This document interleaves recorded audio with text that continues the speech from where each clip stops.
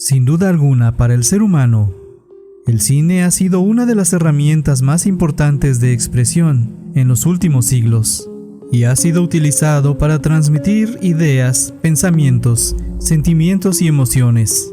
El mundo de lo paranormal también ha estado ligado al cine desde sus inicios, en muchas ocasiones con la temática de sus obras, pero en muchas otras unido a desafortunadas desgracias. E incluso se ha llegado a pensar que muchas de estas obras del celuloide han sido víctimas de maldiciones. Bienvenido, espectador.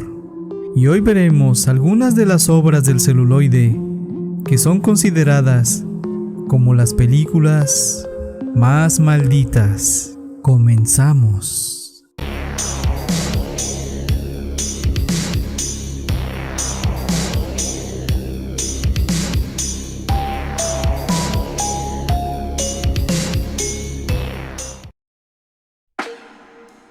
Grabada en los años 70, Antrum es una película maldita que ha dejado una supuesta estela de muertes. Se habla de que muchos fans de películas de terror y programadores de festivales que se han atrevido a verla han tenido un trágico final. En los últimos años, esta película fue vuelta a encontrar por un grupo de documentalistas, quienes han develado para todos nosotros la historia de la maldición de esta cinta, para los valientes que se atrevan a verla. Se habla de que fue grabada originalmente en 1979 por una productora búlgara independiente y que durante su estreno, el teatro donde se proyectó se prendió fuego, acabando con la vida de 56 personas que estaban en la función. En un principio, se creía que esta tragedia dio inicio debido a un mal funcionamiento de un proyector que se había sobrecalentado. Pero con el tiempo, después de las investigaciones, se determinó que fueron los mismos miembros de la audiencia quienes prendieron fuego a la sala. Después de esa tragedia, se sabe que la película trató de ser reprogramada en algunos festivales de cine de terror. Sin embargo, fue rechazada, y se supo con el tiempo que quienes la rechazaron habían fallecido en extrañas circunstancias. James Hilbert, del Festival Jones Park, murió de una convulsión 24 horas después de ver Antrum. Ella se encontraba en una cafetería discutiendo con un colega a quien le decía que no aceptaría la película en el festival, cuando colapsó en el suelo y falleció. Tony Stylum, del Festival de Cine de Colorado, a la mañana siguiente de ver el film, se electrocutó con un electrodoméstico en su cocina, causándole la muerte. Existe un caso aún más raro, que es el de Joe Barriger, del Festival de Cine de La Joya, que estando en la playa pocas horas después de ver Antrum, pisó un pez piedra, uno de los peces más venenosos del mundo, que lo picó cerca de su abdomen, inyectándole su veneno y murió. En el año 1993, un festival sí programó la película, en una función de la cual los espectadores salieron antes de terminarla, fuertemente exaltados y causando disturbios. Y desafortunadamente, durante estos, una mujer embarazada perdió la vida. Luego se supo que un empleado había rociado las palomitas de maíz con droga, que fue lo que ocasionó todo el caos. Desde entonces la cinta se perdió y su mito solo empezó a crecer más, cultivando un fandom de culto que empezó a vivir en internet. Algunos afirman que la han visto y han sobrevivido, y otros cuentan anécdotas de conocidos a los que la película maldita mató. Se sabe que a través de los años esta película ha sido modificada y que se han introducido pedazos de videos con imágenes perturbadoras, y en sus sonidos se agregaron frecuencias que pueden inducir a sentimientos de ansiedad, perturbación de los sentidos y flashes de simbología satanista. Se menciona que según los registros, esta cinta es la responsable de la muerte de más de 60 personas. De hecho, si te atreves a verla, hay una nota legal que avisa que si el espectador muere viendo la cinta, no es responsabilidad del equipo. Holocausto Caníbal de 1980 fue otra película criticada por presentar supuestamente asesinatos reales, y fue uno de los primeros ejemplos del género de horror metraje encontrado. Esta película de culto italiana se construyó en torno a la idea de que se trataba de un metraje descubierto después de que un equipo de filmación estadounidense desapareciera en la selva amazónica. Se llegó a decir que este equipo fue asesinado y devorado por caníbales indígenas. La sangre fue tan intensa y realista que unos días después del estreno de la película, las autoridades italianas confiscaron la cinta. El director Ruggero Deodato fue acusado de obscenidad y finalmente acusado de asesinato, cuando se sugirió que Holocausto Caníbal era de hecho una película real. Ante esto, se tuvo que probar ante las autoridades que ninguno de los actores fue realmente asesinado o herido. Para empeorar todo, los actores habían firmado un contrato con Deodato, en el cual se estipulaba que ninguno de ellos aparecería en algún tipo de medio, ya sea películas, comerciales o entrevistas, durante un año tras el estreno de Holocausto Caníbal. De esta manera, realmente se creería que la película estaba basada en grabaciones reales.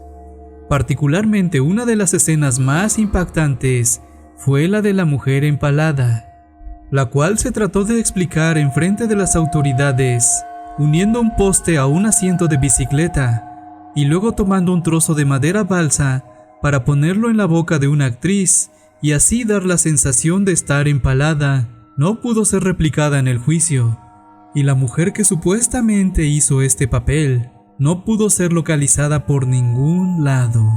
Aunque continuaron las sospechas, fueron descartados los cargos de homicidio en contra de Deodato, y aunque fue liberado de los cargos, aún fue prohibida la película debido a la filmación de muertes de animales, citando una ley que fue creada originalmente para proteger a los conejillos de Indias.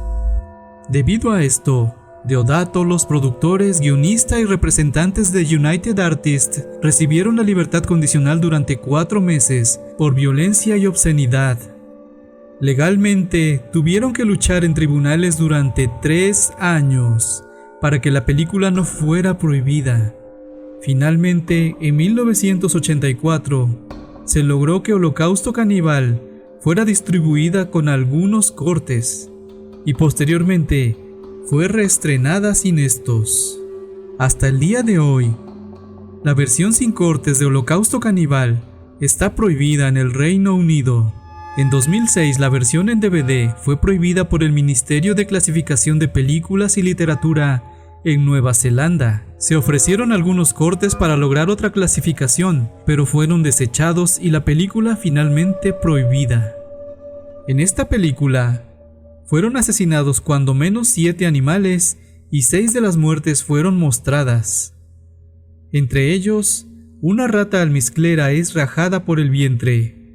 Una tortuga de 1.5 metros es sacada del agua, decapitada y despojada de su caparazón y órganos por los actores, y luego cocinada. Una araña es matada con un machete. Una serpiente es cortada por la mitad. Un mono es decapitado. Un cerdo es muerto por un fusil. Estas escenas han sido criticadas incluso por el mismísimo director, quien después de un tiempo declaró: "Fue una estupidez usar animales".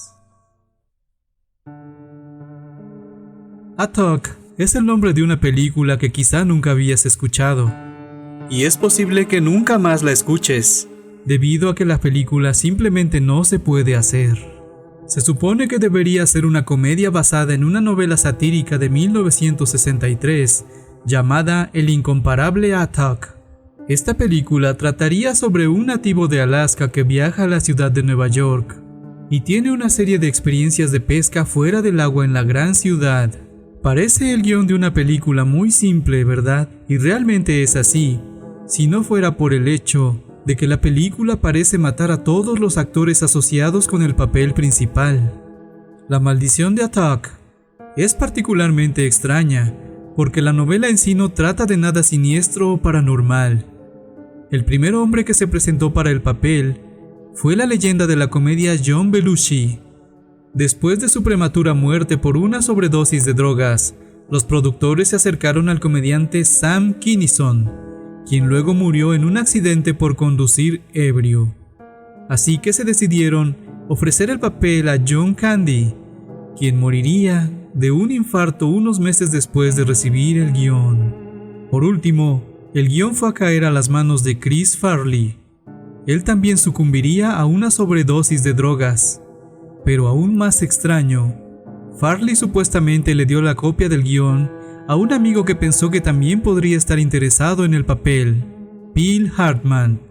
5 meses después de la muerte de Farley, Hartman fue asesinado a tiros por su esposa, quien se suicidó horas después.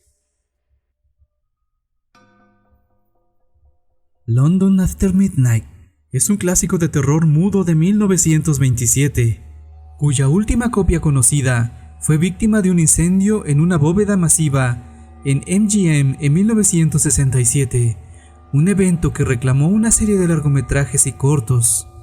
La popularidad de London After Midnight aumentó aún más, y ahora algunos la consideran el santo grial de las películas perdidas. En noviembre de 2014, una copia del póster de la película original se vendió por $478,000, convirtiéndose en la subasta más valiosa de su tipo. Los expertos dijeron que el cartel es la única pieza de ese tipo que existe. He aquí un dato curioso que quizás sea de tu agrado.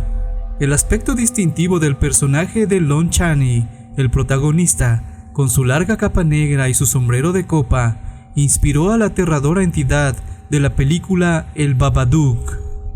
Se dice que el rostro de este personaje causó un auténtico terror entre el público, ya que según se cuenta, el fantasmagórico aspecto de Chaney era natural, incluida su afilada dentadura. La leyenda negra indica que durante la proyección de la película, muchos de los espectadores de distintas salas en el cine de América y Europa sufrieron brotes psicóticos y ataques de pánico. Esto llevó a un juez a prohibir la película en países como Estados Unidos y España. El 23 de octubre de 1928, un hombre desorientado y sangrando, llamado Robert Williams, fue descubierto en el suelo de Hyde Park en Londres. Una navaja cubierta de sangre estaba en el suelo junto a él, al igual que el cuerpo sin vida de una mujer, Julia Mangan. Cuando llegó la policía, Williams señaló a Mangan y gritó: «Lo hice, ella se ha estado burlando de mí». Williams fue arrestado y luego llevado a juicio en Old Bailey. Afirmó que él y Mangan eran amigos y que quería casarse con ella, pero se había negado. Williams dijo que lo último que recordaba esa noche fue escuchar a Mangan silbar.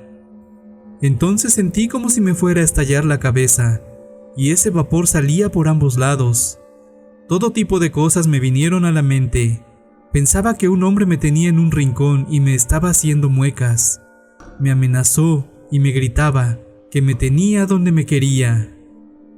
¿Quién era ese hombre? Nada menos que el actor Lon Chaney, a quien Williams había visto recientemente en la película.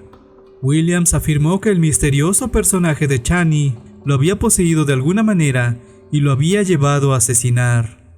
El jurado no pudo determinar un veredicto, pero un nuevo juicio en 1929 declaró culpable a Williams y fue condenado a muerte.